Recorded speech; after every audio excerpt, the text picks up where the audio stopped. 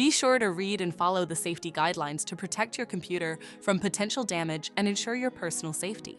For more information about safety guidelines, see the owner's manual at dell.com/support. Before you begin, turn off the computer and disconnect all the attached peripherals.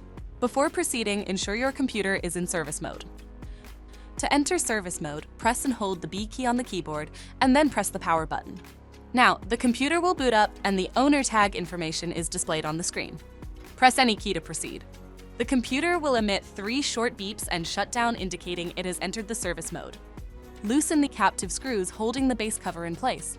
Using a plastic scribe, pry the base cover from the palm rest assembly, starting at the top edge and working your way around to release it from all sides. Now, lift the base cover from the palm rest assembly.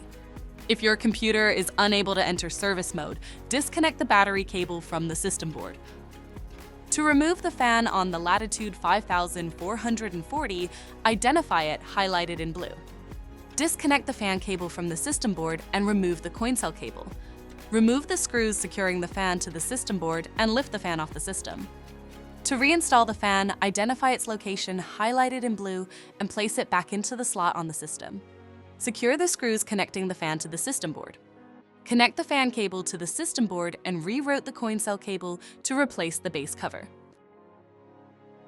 If the battery cable was disconnected earlier, make sure to reconnect it to the system board. Next, align the base cover with the palm rest assembly and gently place it into position. Tighten all required screws to secure the base cover in place. To exit service mode, connect the AC adapter and press the power button. Please note, the system will only power on and exit service mode if the adapter is connected. For more information about your Dell system, visit dell.com/support.